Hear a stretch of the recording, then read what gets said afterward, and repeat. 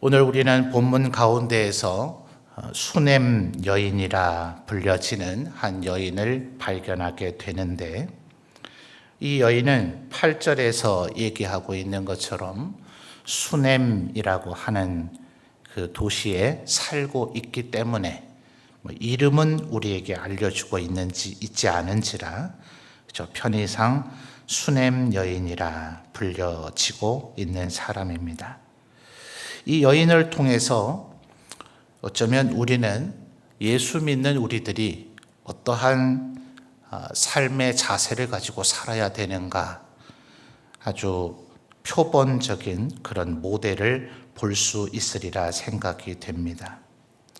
어떤 면에서는 지난 시간에 우리가 살펴본 1절에서 7절까지 소개되었던 선지자의 제자의 아내였던 한 여인과 어떤 면에서는 대조가 되어진다, 이렇게 볼 수가 있을 것입니다. 먼저 수넴이라 하는 곳은 어디인가 하면, 엘리사 선지자가 25절을 보시면 그는 엘리야의 제자답게 갈멜산 영역에 아마 머물고 있었던 것 같죠. 실제로 여러 해가 지난 상황 아닙니까? 아이가 태어나서 자라고 어느 날 갑자기 아버지에게 밭에 나갔다가 내 머리야 하니 아버지가 이제 어머니에게 보내라, 종에게 딸려 보냈는데 그 아이가 죽었습니다. 그래서 이제 선지자에게 달려가고 있는 상황이니 이때가 지금 언제쯤인가를 특정 짓기가 어렵습니다. 그런데 이 여인이 엘리사 선지자를 만나러 가려면 여기로 가면 된다, 누구에게 묻고 자시고 하지 않고 갈멜산을 향해 달려갑니다. 그러니 이제 엘리사 선지자는 아마도 최소한 이 사건 전후에는 갈멜산 영역에 머물고 있었구나, 그게 누구에게 묻지 않아도 누구나 알만한 그런 상황이었구나 하는 것을 우리가 짐작할 수 있죠. 그래서 이 수넴이라고 하는 도시는 이 갈멜산에서부터 동남방 지역으로 한 32km 정도 떨어져 있고, 또 그 정도 남쪽으로 더 내려가면 사마리아가, 또 동서쪽으로는 또 다른 도시로 연결되는 교통의 요충지입니다. 자, 오늘날에도 이것의 원칙은 전혀 변화되지 않는데요. 도시라 하는 것, 어느 날 갑자기 여기들을 도시라 하자 이렇게 되지를 않죠. 사람들이 모이고 또 모이다 보니 점점 시설이 확충돼서 결국 도시가 됩니다. 현대에 와서는 소위 계획도시라는 걸 만들기도 하지만 그 계획도시도 아무데나 마구 짓는 게 아니죠. 인류의 역사에 따른 도시의 형성이 어떻게 됐는가의 그 원인들, 예컨대 강이나 물을 끼고 있어서 농사 짓기가 좋다든지, 아니면 평야지대가 있어서 사람들이 살만한 곳이나 곡식을 얻을 농토가 많이 있다든지, 그리고 결국 상업과 어떤 교통의 요충지로서 서로 오가는 것이 원활하다든지 하는 그런 지역에 결국 도시가 형성이 되어지고, 또 계획도시도 그런 곳으로 선정해서 만들어야 사람들이 거기에 살지, 집을 구획을 만들어 놓고 도시에 토목공사를 끝내놨다고 해서 사람들이 거기에 유입이 되지를 않죠. 자, 그러니 이 수넴이라고 하는 곳, 우리에게는 이런 좀 부연 설명이 필요합니다만, 이곳은 작은 촌락이나 마을이 아니었습니다. 꽤나 큰 도시였어요. 그런데 8절 하반절을 보면 엘리사가 그곳을 지날 때마다, 아마도 갈멜산에서 사마리아로 가려면 왕에게 때로는 경고도 해야 되겠고, 또 하나님의 전한 말씀을 전달도 해야 되겠고, 또 때로는 과연 북이스라엘 엘리사 사역의 시대에 그런 일이 있었을까 싶긴 하지만 하나님의 말씀으로 축복을 해야 될 때도 있겠죠. 그러니 갈멜산에서 사마리아로 가려면 필연적으로 수넴을 거쳐가야 되는 그 루트상에 있다 하는 거예요. 그래서 8절 하반절을 보면 엘리사가 그곳을 지날 때마다, 마치 이새의 집에 사무엘이 나타나서 다윗을 기름 부으려고 할 때 이새의 집안이 발칵 뒤집혔잖아요. 선지자가 어떻게 우리 동네에 왔지? 이런 일이 이제 그 동네에선 벌어졌다 말입니다. 그런데 이 수넴은 엘리사가 한 번 나타난 게 아니죠. 엘리사가 그곳을 지날 때마다 라고 표현할 정도로 엘리사가 수넴에 나타나는 일은 흔한 일이었고, 그럴 만한 위치에 수넴이 있었고, 또 수넴에는 수많은 사람들이 있었단 말입니다. 그러면 엘리사가 그곳을 지날 때마다 수넴에 사람이 한두 명이 있는 것이 아닌데 어떻게 엘리사가 그곳을 지날 때마다 이 여인의 집에서 음식을 먹더냐 하는 거예요. 자, 8절 중반절을 보면 이 여인에 대한 조금 더의 설명이 있는데 뭐라고 얘기하죠? 한 귀한 여인, 이전 개역 성경에는 부유한 여인 이렇게 되어 있었습니다. 고대 사회에는 이 두 가지가 별로 차이가 없죠. 지체 신분이 귀해야 부자가 되지, 신분은 천한데 부자가 되거나 신분이 존귀한데 가난하되거나, 이런 역전 현상은 기이한 일입니다. 그러니 귀한 여인이라 하든지 부유한 여인이라 하든지 말할 필요가 없습니다. 근데 이런 사람들은 사실 그렇게 하나님을 향한 열망이 그렇게 강하지 않아요. 왜 그럴까요? 이 세상 살아가는 데 필요한 부와 권력이 이미 그에게 확보되어 있습니다.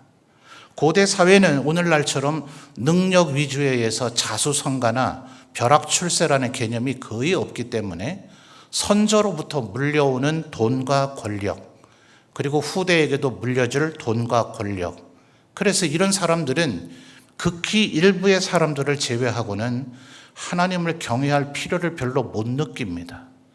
이미 모든 것을 다 가지고 있어서 아쉬울 것이 없는데 뭘 그렇게 하나님께 잘 보여야 할 이유가 있겠어요?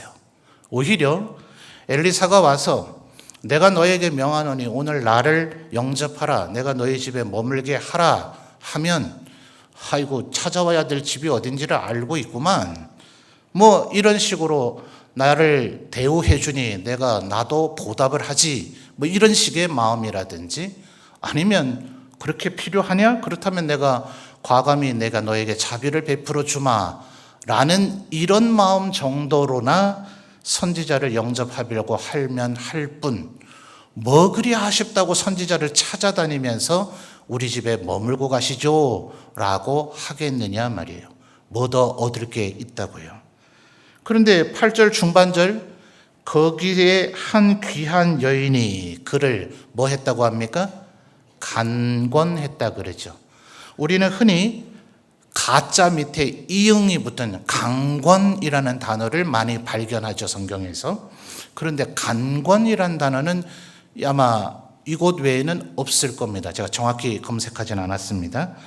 이 강권이 오타가 아닙니다. 간권이 뭔가?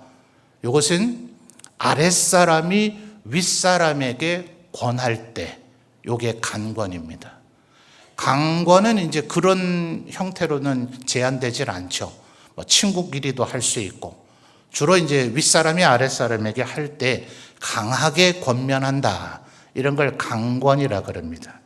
그런데 이것은 마치 사정하듯이, 아니 그리 아쉬울 게 있냐고요.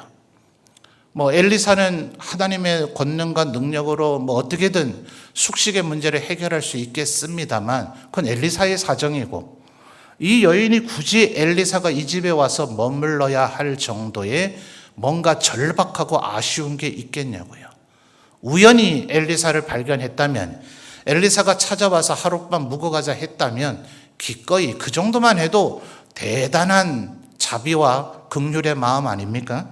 그런데 그 여인이 그곳을 지날 때마다 그곳에 올 수밖에 없도록 간권했단 말이에요. 간절히 제발 와서 우리 집에 좀 묵어 주십시오. 제발 와서 우리 집에 음식을 좀 먹어 주십시오. 아니 이게 뭐 그리 사정할 일이더냐 하는 거예요. 이 여인은 그런 여인이었더라 하는 겁니다.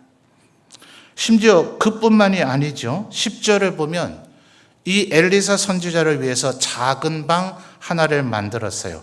작다 하니 뭐 보잘것없는 것으로 착각할 수는 없습니다. 왜냐하면 그 뒤에 이어지는 10절 중반절에 침상과 책상과 의자와 촛대를 마련해서 그곳은 오직 하나님의 사람의 방입니다. 만들어 놓고 이 사람 저 사람 쓰다가 엘리사 선지자가 어느 날 오시면 야 빨리 비워 이렇게 해서 쓰게 하는 것이 아니라 오직 엘리사만을 위해서 마련해 놓은 곳. 그래서 21절에도 보면 하나님의 사람의 침상이라고 그 침대를 부를 정도로 오직 엘리사만을 위한 공간으로 예비를 해 놓았더라 하는 거예요.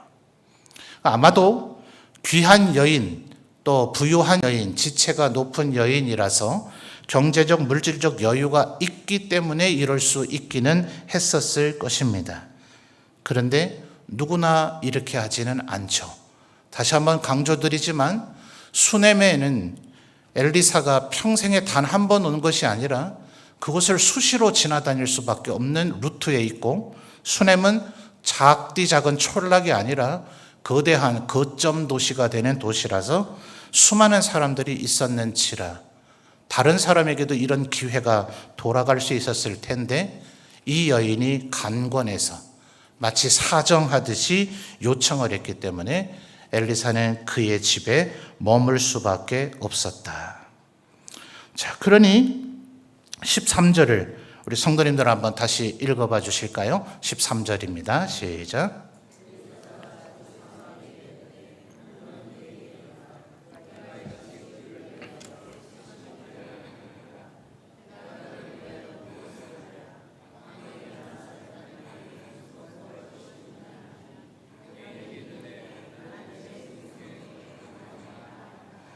아멘. 자, 결국 엘리사가 어떤 마음일까요? 아마도 고맙고 감사하고 미안한 마음 때문에 내가 너에게 뭘 좀 해주면 좋겠냐 이렇게까지 말할 지경에 이르게 합니다. 여러분, 지난 시간에 우리가 살펴본 선지자의 제자의 아내, 이 선지자의 제자가 왜 죽음에 이르렀는지, 또 이 집은 왜 두 아이를 종으로 팔 정도의 경제적 어려움에 도달했는지 우리는 정확하게 알지는 못합니다. 그런데 엘리사 선지자에게 내 남편이 하나님을 경외했는 줄은 당신이 아시지 않습니까?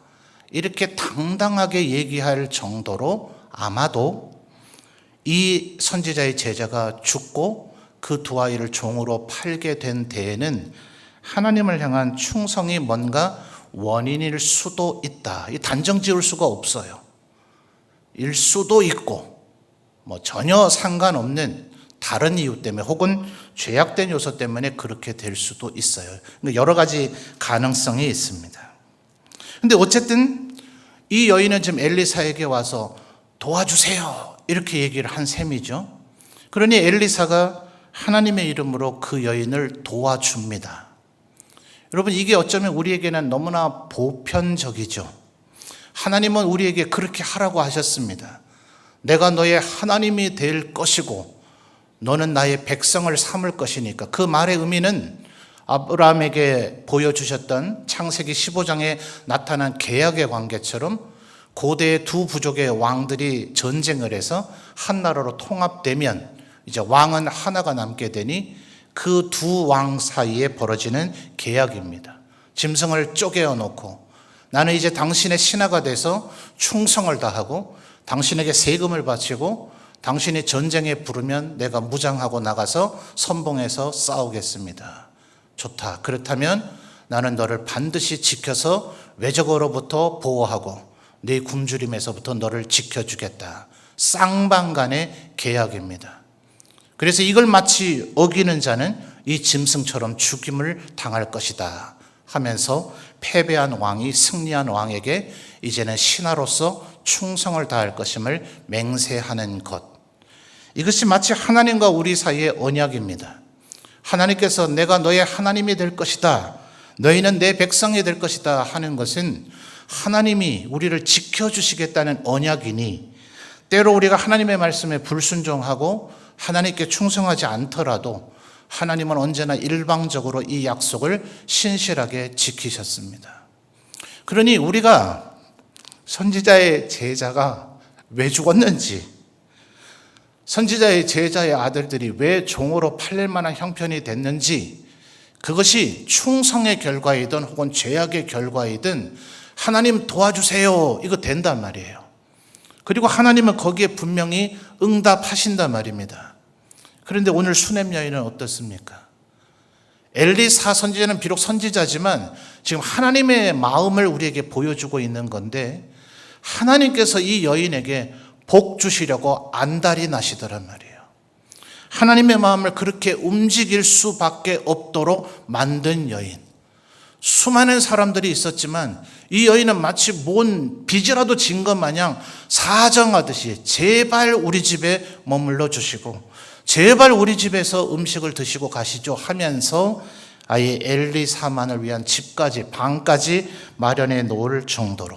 그러니 하나님의 이름으로 엘리사 선지자가 내가 너를 위해서 무엇을 하면 좋겠느냐라고 하더라는 거예요. 근데 거기서 나아가 한술 더 떠서 13절 하반절에 이 여인은 뭐라고 얘기합니까? 나는 내 백성 중에 거주합니다. 이 말의 의미가 뭘까요? 이 동네에 내 편 많습니다. 이 동네 사람들 다 우리 집안 일가 친척입니다. 뒤에 보니 자식이 없죠. 그리고 그 남편은 굳이 나이가 많았다라고 얘기를 합니다. 그죠? 14절 바로 이어지는 말씀을 보면 이 여인은 아들이 없고 그 남편은 늙었습니다. 이거 심각한 문제죠. 그죠? 고대 사회에서는 아버지가 있든지 남편이 있든지 아들이 있어야만 이 여인이 살아남습니다. 그래서 오죽하면 아들이 없으면 시동생이 다시 결혼을 해서 그 형수님을 위해서 아들을 낳아줘서 그 여인의 노후를 지켜줄 수 있도록. 신약 성경에 이르러서도 교회가 과부를 돌봐야 되는데 젊은 여성이면 재혼을 권유하고, 만약 그에게 일가 친척이 있으면 그들에게 일단 의무를 다하도록 권면하고, 그조차도 없을 때 그 과부는 교회가 책임지라라는 아주 구체적인 지침을 줄 정도의 고대 사회는 이것이 하나의 큰 이슈입니다. 그런데 지금 13절 하반절에 나는 내 백성 중에 거주하고 있습니다 라는 이 말은 이 남편이 아들이 없이 죽어도 그 아들의 형제들 혹은 해서 이 여인을 책임져 줄 만한 사람들의 모든 장치가 되어 있는 가운데 거하고 있다 하는 거예요. 그러니 어떤 면에서는 이 여인은 정말 배부른 여인이구나, 아쉬울 게 없는 여인이구나 라고 볼 수도 있지만, 여러분, 인간의 속성이 어떻습니까? 간혹 무언가를 무료로 배부하게 되는 일이 벌어지면, 자, 이거 있는데 가지실 분 하면요, 그 가운데 정말 그것이 꼭 필요하고 형편이 어렵고 정말 가난하고 그런 분만 저 그거 가질게요 하는 게 아니라, 물론 안 그런 분도 있긴 하겠습니다만 집에 그게 많이 있는데도 불구하고 저도 가져갈게요 라는 경우를 훨씬 더 많이 보더란 말입니다. 13절에 이 여인이 너무나 배불러서가 아니라 하나님 앞에 뭔가를 바라고 한 것이 아닌 여인이라는 것을 지금 말해주고 있는 겁니다. 나는 내 백성 중에 거주하고 있습니다. 내가 뭘 바라고 있어서 한 일이 아닙니다. 서양식 표현에 이런 게 있더라고요. 그게 나의 기쁨입니다. 다른 사람을 도와준 거죠. 왜 도와주지? 이 사람이 나에게 뭔가 바라는 게 있나? 아이고, 이 사람도 어려운데 왜 나를 도와줄까? 정말 이 사람이 나를 도와주다니, 이 사람도 형편이 어려운데 싶어서 너무나 고맙습니다 했더니 제가 한 분에게 이 표현을 배웠어요. It's my pleasure. 그게 나의 기쁨입니다. 내가 뭐 여유가 많아서도 아니고 내가 뭘 바래서도 아니고 내가 당신에게 뭔가를 해줄 수 있는 것 자체가 나의 기쁨입니다. 여러분, 이 마음을 우리 성도님들이 배웠으면 좋겠습니다. 하나님을 이런 마음으로 섬긴다면, 또 하나님의 말씀을 이런 마음으로 지킨다면, 아니 내가 뭘 바래서가 아니라 이러면 구원받을까봐, 그 전혀 아니고, 이러면 하나님께서 나를 축복해 주실까봐, 이러면 나를 지켜주실까봐, 이러면 나를 고난에 빠지지 않도록 해주실까봐가 아니라 그냥 하나님이 이미 나에게 모든 걸 다 주셨으니까, 날 대신 죽으셨으니까, 이미 나에게 구원을 베풀어 주셨으니까 예배함이 나의 기쁨이고, 말씀대로 사는 게 내 기쁨이고, 누군가를 섬기는 게 내 기쁨이고, 그냥 뭘 바래서가 아니라 그냥 이렇게 하고 싶어서요. 왜요? 그냥 좋아서요. 이 정도의 마음이 되면 하나님이 뭔가 도와주고 싶어 안달이 나지 않으시겠어요? 수냄 여인처럼, 다시 한번 말씀드립니다만 1절에서 7절까지의 선지자의 제자의 아내였던 그 여인처럼 어떤 이유인지는 모르지만 절박한 가운데 처했을 때 하나님 앞에 우리가 도움을 요청하고 부르짖고 간구하면 하나님 응답하십니다. 우리가 비록 죄악 가운데 있었을지라도, 벌받음으로 형벌로 인해서 그런 일이 벌어졌을지라도 회개만 하면, 심지어 아합의 회개조차도 받아주셨던 하나님이신데 우리가 회개만 하면 무엇 들어주시지 않으시겠습니까? 그런데 이 여인은 별로 바라지를 않는데 하나님께서 뭔가 복을 주시고자 안달나신 여인, 이 수냄 여인 같은 삶을 살아가시는 우리 성도들이 되시기를 바랍니다. 여러분, 27절을 보면 이제 비로소 갈멜산까지 간 이 여인이 엘리사의 발을 끌어안아 버려요. 왜냐하면 제발 내 아들 살려달라는 거죠. 뭐 당연한 건 아닌가 싶겠지만요, 12절 하반절을 볼까요? 12절, 자기 사환 게하시에게 이르되 이 수냄 여인을 불러오라 하니 곧 여인을 부르매 여인이 어떻게 했죠? 그 앞에 선지라. 그 앞에 선지라라는 번역이 조금 저는 불만스럽습니다. 원문의 의미는 문 밖에, 문 지방의 선지라입니다. 왜요? 이 방 안에는 엘리사 선지자 혼자 있거든요. 그 방 안에 안 들어갑니다. 그 표현이 한 번 더 나와요. 15절에 이르되 다시 부르라 하니 하여 부르매 여인이 문에 선지라. 왜 성경이 이것을 이렇게 두 번이나 반복해서 기록할까? 어떤 신학자는 이 부분의 원인을 봅니다. 14절에 보니까 이 여인은 아들이 없고 그 남편은 늙었나이다. 이 여인은 젊었을까요? 늙었을까요? 만약 이 부부가, 이 여인도 남편 못지않게 늙었다면 이 부부는 자식이 없고 많이 늙었는지라고 얘기를 했을 겁니다. 여인에 대해서 아무런 표현이 없기 때문에 단정 짓기는 조금 위험성이 있으나 남편만 늙었다는 것을 묘사하는 것을 볼 때 상대적으로 이 여인은 젊었다는 것을 의미합니다. 그러므로 이 여인은 이 방에 아예 들어가질 않습니다. 지금 대부분의 대화가 직접 대화를 하지 않고 꽤나 멀리 떨어진 공간에 있어서가 아니라 꽤나 근접한 공간에 있는데도 불구하고 직접 대화가 오가지 않고 게하시라고 하는 사환을 통해서 말이 오가고 있다는 게 보여지십니까? 이럴 정도로 이 여인은 정결한 여인이었다. 남편 외의 남성에게는 가까이 가지 않을 정도. 여성에게만 이것이 요구된다는 것은 아닙니다. 남성도 마찬가지고 이것은 고대의 율법입니다. 지금도 유대인들이 지키고 있는 반에 특별히 랍비들은 이것을 준수하는데 절대로 여성에게 물건을 직접 집어서 주지 않습니다. 여성에게 뭔가를 전달해야 될 때 어딘가에다가 그 물건을 놓고 여기에 있으니 가져가시죠 라고 손으로 가르칠 뿐 손에서 손으로 물건을 건네주지를 않습니다. 이것이 하나님께서 우리 이스라엘 백성들에게 규정하셨던 율법적 개념이고 지금 그것이 철저하게 준수되고 있는 모습, 어떻게 보면 지나치죠. 근데 이 여인의 삶의 성품이 평상시에 어떠했는가 하는 것을 우리가 알 수 있죠. 그래서 27절의 이 모습이 간절함이라는 표현으로 다가오는 겁니다. 이토록 그 방 문 안으로도 들어서지 않고 직접 엘리사와 대화를 나누지 않고 게하시를 통해서만 대화를 하던 이 여인이 자기 아들을 살려야 되겠다는 이 상황에서는 선지자의 발을 끌어안습니다. 귀부인께서 가능한 일입니까?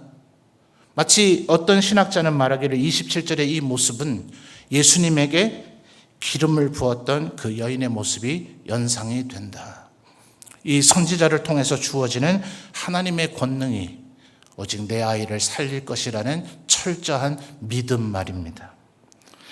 아이가 죽겠다고 할 때 16절 하반절을 보면 당신의 기집종을 속이지 마옵소서라고 얘기를 했죠. 그리고 나서 28절에서 결국 아이가 죽어있는 상황에서 나를 속이지 말라고 내가 말하지 않았습니까? 이게 왜 속인다는 것이 될까요? 이 여인은 지금 이 얘기를 한 겁니다. 16절을 보시면 한 해가 지나 이때쯤에 네가 아들을 안으리라. 요 아들을 안으리라 하는 요 표현이 아들이 너에게 있을 것이다. 존재할 것이다. 어머니가 살아있는데 아들이 먼저 죽으면 그것은 한시적으로는 아들이 내게 있었고 한시적으로는 내가 아들을 안아봤을지는 모르지만 그것은 결국은 깨진버린 것이죠. 그런데 아들이 계속 살아있고 어머니가 먼저 세상을 떠난다면 어머니의 살아있는 생존의 기간 동안에는 아들이 계속 안겨 있었고 꼭 이렇게 품에 안았다는 의미는 아닙니다. 이 안으니라 16절에 네가 아들을 안으리라 번역되어 있는 이 안으리라는 표현이 너에게 아들이 있을 것이다. 존재할 것이다 라는 얘기예요. 그러니까 이 여인은 상실의 두려움은 내가 싫다라는 얘기를 한 거죠. 그런데 결국 이 아이가 죽었기 때문에 하나님 앞에 지금 그것을 책임져 달라고 얘기하고 있는 겁니다.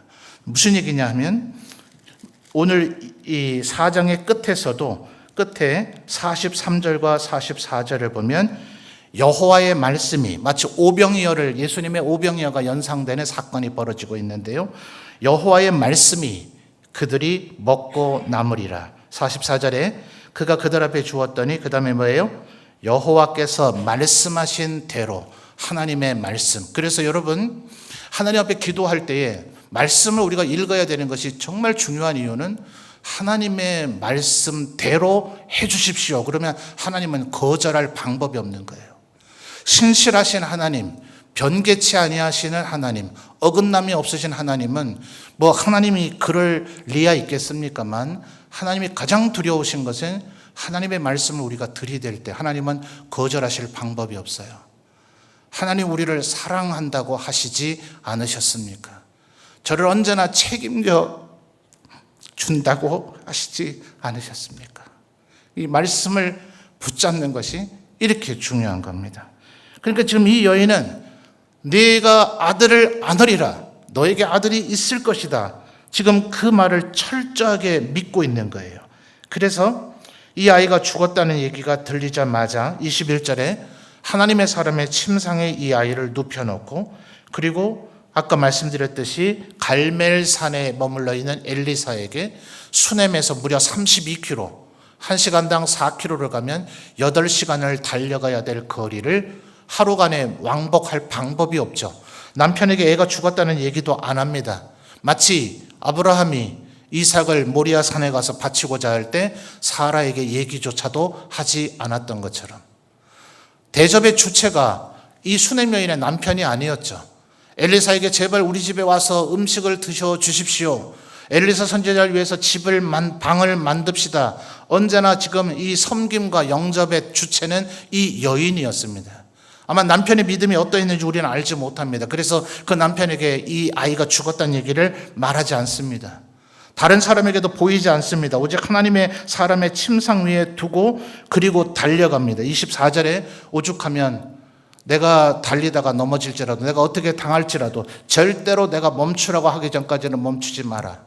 이렇게 말할 정도로 최선을 다해 달려가고 그리고 그 발을 안습니다. 그리고 지팡이를 엘리사가 보내고자 하죠. 모세의 지팡이, 볼품없는 지팡이였지만 그 지팡이가 하나님의 손에 들잡혀 도구가 되어질 때 그것은 홍해를 가르는 지팡이가 됩니다. 여러분, 우리는 인간이기 때문에 우리 인격체인 인간이 대단한 존재일 것이라고 생각하고 물질적 존재는 볼품없는 것이라 생각하겠지만 능력의 근원은 하나님이십니다. 인간을 통해서 일하시든 지팡이를 통해서 일하시든 뒷부분에 나옵니다만 가루를 통해서 일하시든 다 하나님의 권능이지 인간이 잘나서가 아닙니다. 그러니 하나님, 지금 엘리사는 이 지팡이만 보내도 된다고 믿고 있는 거죠. 불발되긴 했습니다만. 그런데 이 여인은 뭐라고 합니까? 나는 당신 곁을 떠나지 않겠습니다.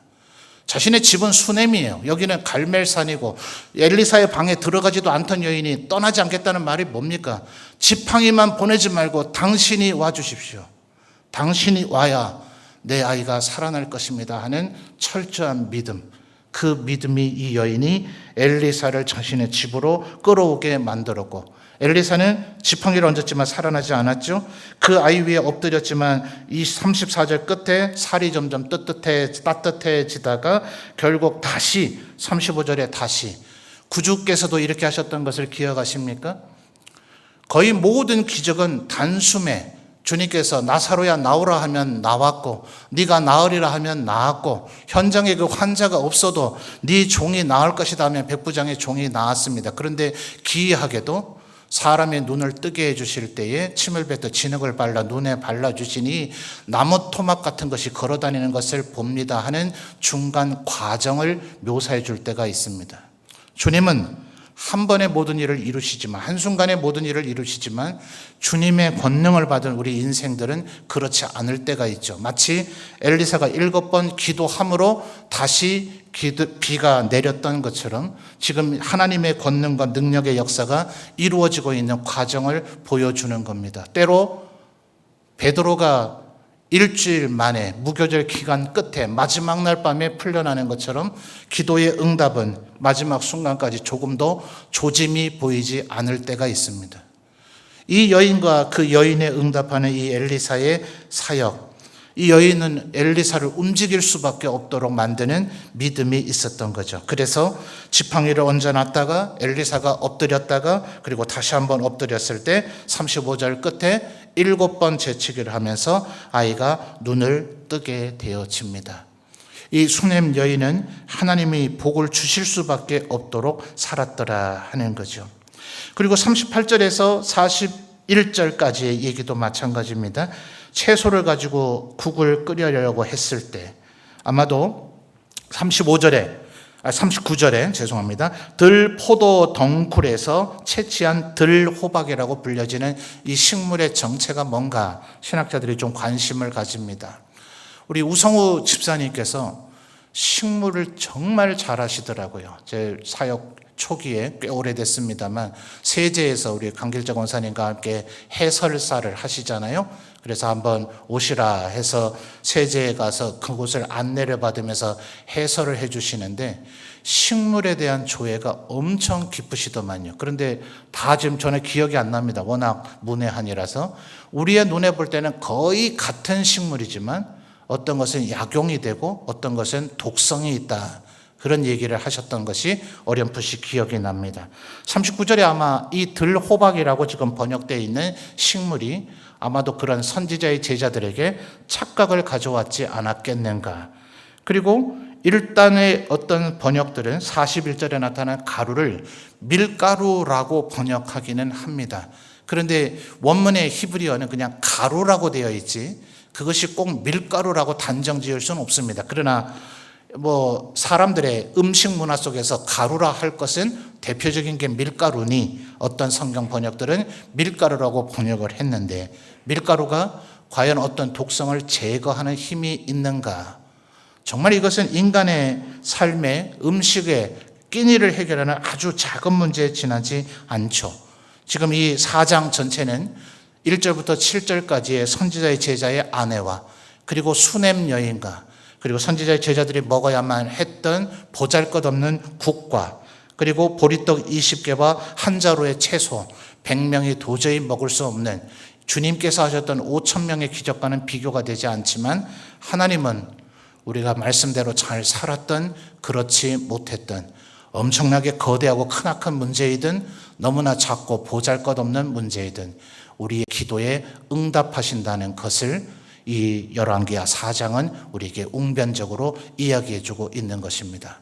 우리 성도들의 삶의 형편이 어떠하든 여러분 앞에 지금 드리워져 있는 문제가 어떤 문제이든 하나님 우리의 기도에 응답하실 것입니다.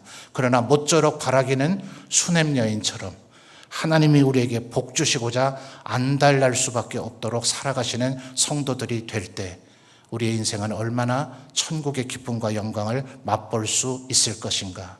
수냄 여인과 같이 살아가시는 저와 여러분이 되시기를 바랍니다.